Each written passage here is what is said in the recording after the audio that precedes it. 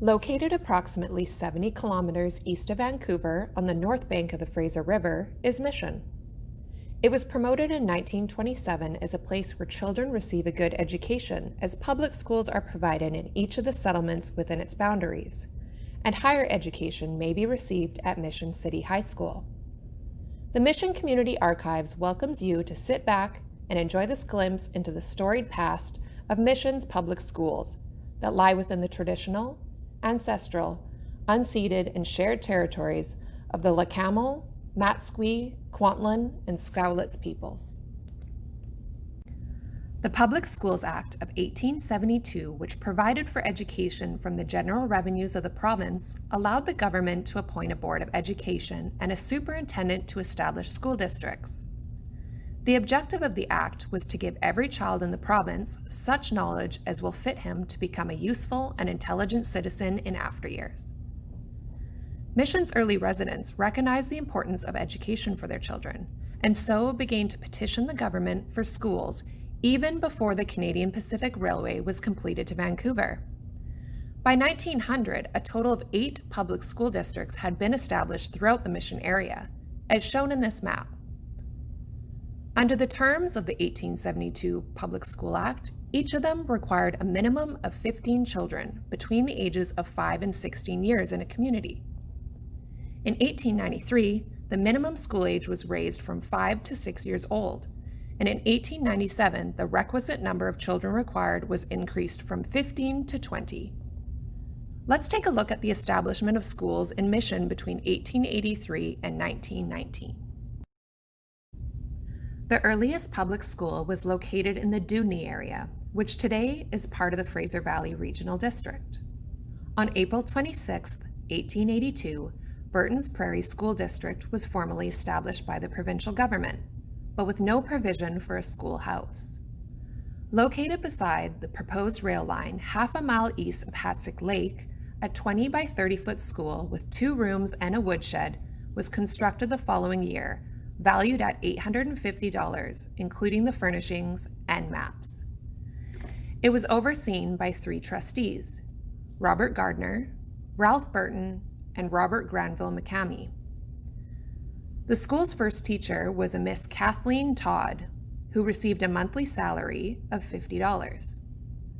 The first year of the school's operation, the Public Schools Report of the Province of British Columbia for 1883 reported the school had an enrollment of 17 students with an average attendance of over 13. A milestone in the development of schools in Central Mission occurred in September of 1885. That year, the first purpose-built schoolhouse was opened on the northwest corner of 2nd Avenue and Murray Street. Described in the 1886 Provincial Public School Report as an ornament to the district, with prospects for the present year good. The one-room schoolhouse was located on an acre of land and had an enrollment of 19 boys and 6 girls. Also of note that year, on April 7th, the name of the school district was changed from St. Mary's Mission to Mission, and so the new schoolhouse was named Mission Public School. Another early school located in the present-day Fraser Valley Regional District was Nickelman School. It opened on November 10, 1890, with 15 students ranging in age from 6 to 16 years old. They were taught by a Miss Maggie Dallas, whose entries in the school register that year included the following notation. Friday, December 12th. Very high mud. Only 6 students attended. The one-room schoolhouse was closed on September 30th, 1896, due to the inability to meet the required average daily attendance in accordance with the School Act, and did not reopen for a number of years.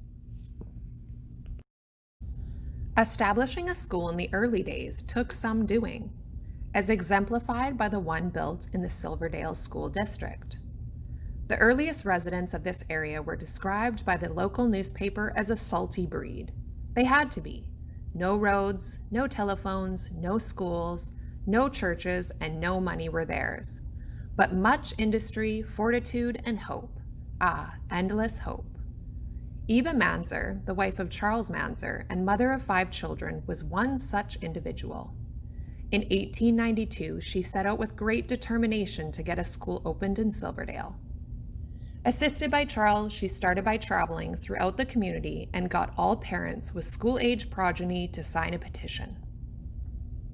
This was definitely not an easy task, considering the miles of muddy cow trails and winding narrow roads she traveled, periodically encountering cold indifferences, but she did it.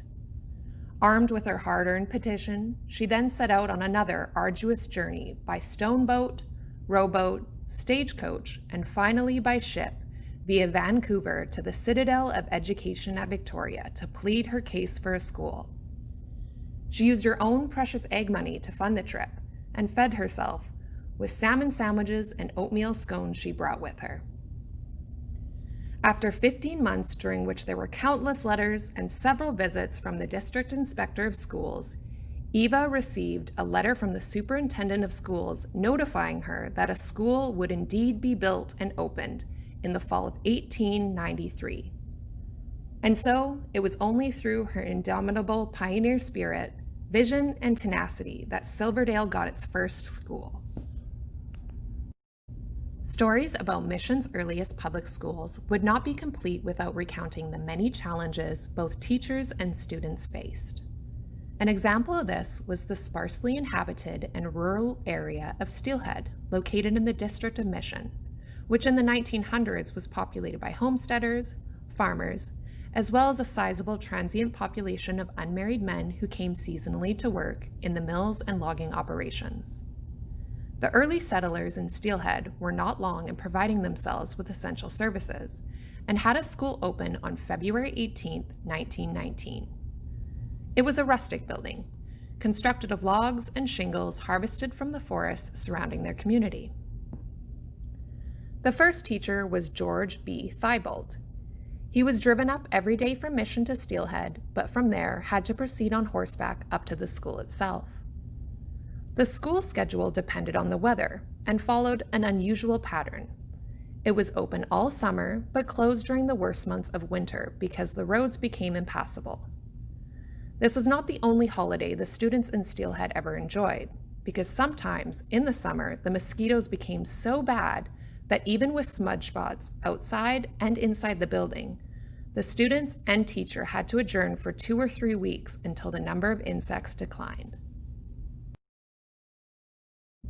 Over the decades, the Mission public school system evolved from one-room schoolhouses to the modern-day structures of today's technological age. The methods of teaching and curriculum have also changed. However, Mission has remained steadfast that schools are places of learning, dedicating to imparting attitudes, skills, and knowledge that will enable students to maximize their potential as positive, responsible citizens in the community and society as a whole. Since the 1890s, Mission Schools has certainly faced challenges, hardships, and uncertainties, but through it all, they have strived to create environments for students to learn and grow. Here is a glimpse into the academic, recreational, and cultural legacy of Mission Public Schools. 11 years after the Mission Public School opened, it was promoted to a graded school in 1896. This qualified it for more funding from the provincial government. In addition, the schoolhouse was replaced with a new 2-room building constructed near the corner of 4th Avenue and James Street to better accommodate the number of students. The principal of the new school was John Duncan McLean, who was later elected as an MLA in 1916 and served as the Minister of Education. According to the 1898-1899 Public Schools Report by the provincial government, the enrollment for Mission Public School was 90, and students were taught reading, which included Primer Part 1 and 2 to 5th reader, writing, spelling, arithmetic, both mental and written, geography, English grammar, history, both Canadian and British, composition and letter writing, anatomy, physiology, and hygiene, drawing, calisthenics, which were exercises allowing for the development of strength, endurance, flexibility, and coordination, bookkeeping, temperance, teaching how to abstain from the alcoholic drink, mensuration, learning how to measure geometric magnitudes, lengths, areas, and volumes, algebra, and geometry. In September of 1910, the Fraser Valley Record, the local newspaper, reported that after a vast amount of correspondence between the government and Mission School trustees, the plans for an 8-room school in Mission had been reduced to 6 and was to be built in phases.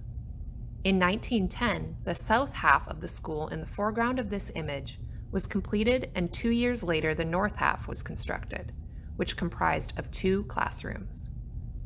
In 1913, an addition to the building ushered in a new era in Mission's public school system.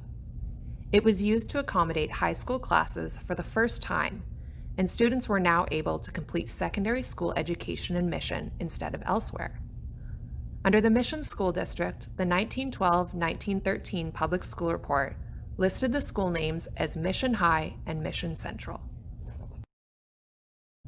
The year 1945 marked the adoption of the first known school motto, a Latin phrase, Alire Flammon, meaning to feed the flames, which was introduced on the cover of the high school annual.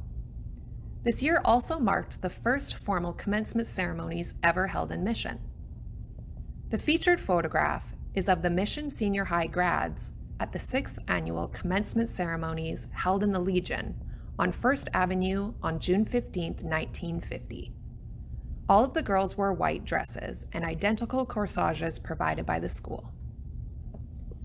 Wilfred Jack, chairman of the school board and alumni of the school, advised the 44 graduates to approach your future with tolerance and understanding, recognize your problems, and learn to work them out peacefully. 2 of the graduates in the photograph are featured on the Archives building mural titled Our Hometown. Mission Public Schools are known for using innovative strategies to advance the learning and development of its students. One example is a project undertaken in 1980 by the students at Bell Road Elementary School to collect bottle caps. The project commenced in January of 1979 and was coordinated by teacher Ed Betterton, back row on the left. It started as a way to show young children what a large number looked like. The project developed into an inter-school house competition and provided learning situations in arithmetic, social studies, geography, library work, and recycling. In early May the following year, a total of 1,002,657 bottle caps were transported to Vancouver via a Molson's brewery truck. In keeping with the initiatives of the first Earth Day in 1970 and the principles of environmental stewardship that followed, Mission Public Schools started developing learning opportunities for students to gain knowledge of environmental issues and to instill values of being socially responsible. An early example of this is the grade 7 students from Mission Central Elementary, who participated in the 2nd annual Cleanup Week, sponsored by the Mission Regional Chamber of Commerce in 1971. Students spent the morning collecting refuse from the Lane Creek Ravine adjacent to the school on 3rd Avenue, which included broken glass and tires. Physical education in Mission's public schools dates back to the 1890s. An example being Mission Secondary School, which provides one of the strongest athletic programs in the province. Today, there is a wide range of sports and athletic activities for students, including volleyball, soccer, basketball, wrestling, badminton, golf, swimming, track and field, cross-country running, and skiing. Since all students are encouraged to participate, the broad athletic program has helped to build a solid school culture. The school has a long history of outstanding athletic accomplishments by both individuals and teams. Through the guidance of physical education staff that lead by example and players that practice and play hard, Mission Secondary has dominated local competitions and won championships in basketball, volleyball, badminton, wrestling, skiing, and snowboarding. 1966 was a memorable year for Mission's secondary soccer teams. On Friday, October 21st, the senior boys soccer team played and won the Upper Fraser Valley Championship at St. Mary's against Agassiz, defeating them 4-2. Scorers for Mission were Ken Charlie and Cyril Perry, the latter named Mission's outstanding player with 3 goals. The win earned them the right to represent the Upper Fraser Valley at the Fraser Valley Championship, held at Delta High School on November 2nd. In a tough game against Delta, described in the newspaper as a big and rough team, Mission came out on top with a 2-1 lead. Cyril Perry scored both goals, acclaiming him the season's most valuable player, responsible for 11 out of the 13 Mission goals. Mission Public Schools have endeavored to inspire creativity in students through the offering of programs in the arts, including drawing, painting, photography, graphic arts, music, and theater. Back in 1957, for example, Hatzick School Choir participated in Mission's annual Fraser Valley Music Festival.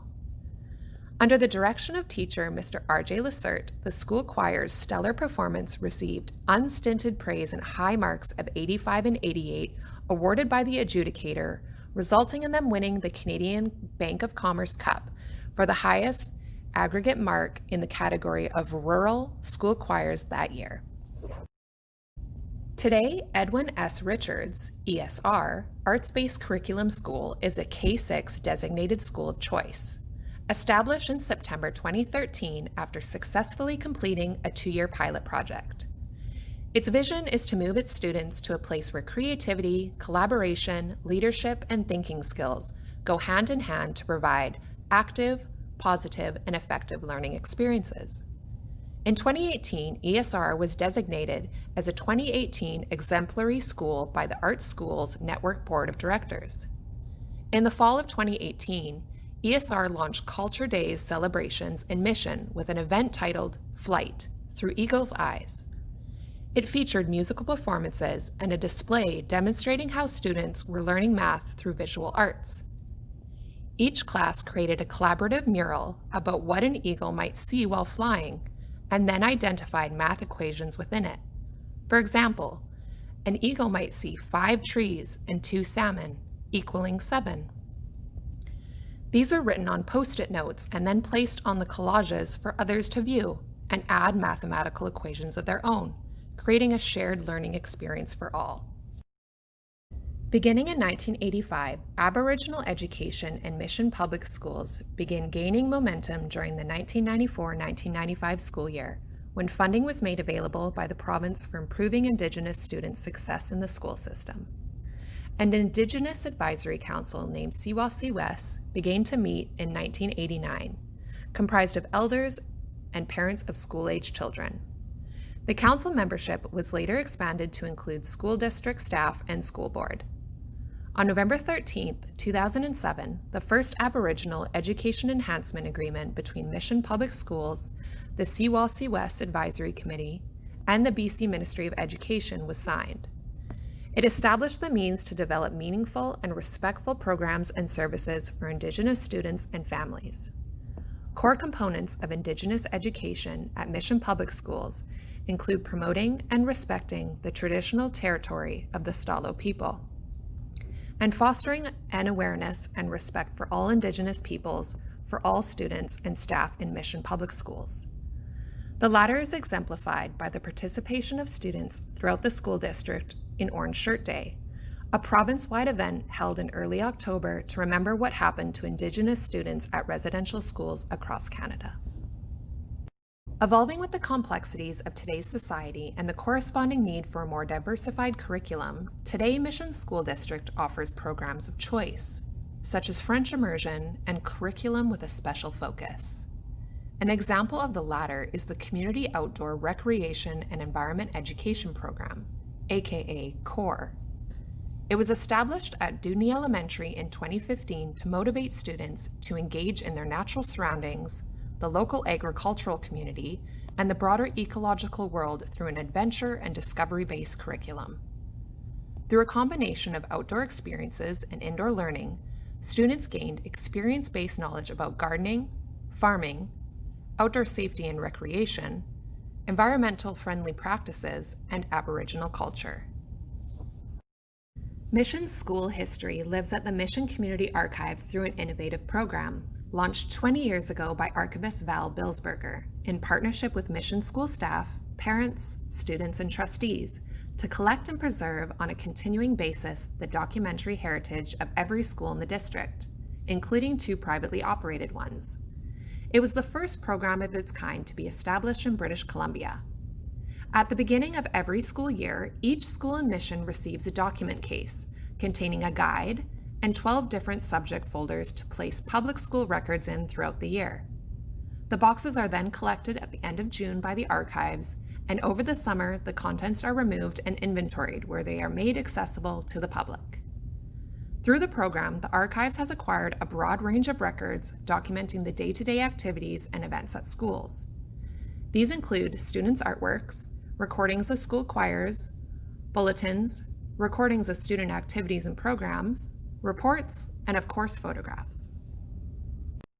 During the 2018-2019 school year, for example, 20 mission schools comprised of 18 public and 2 private ones participated in the program, collectively donating over 1,600 photographs, 760 digital files, and much more. Among the most valued items now preserved and accessible in the community archives include anthology books and core program booklets from Dudney Elementary, a video of Hillside Academy's Christmas concert, and 15 photo albums from West Height Elementary with class photographs dating from 1958 to 1986. Sponsored by the Mission Prospera Credit Union for more than a decade, the School Archives program has helped to ensure our school's legacy is preserved and accessible for present and future generations.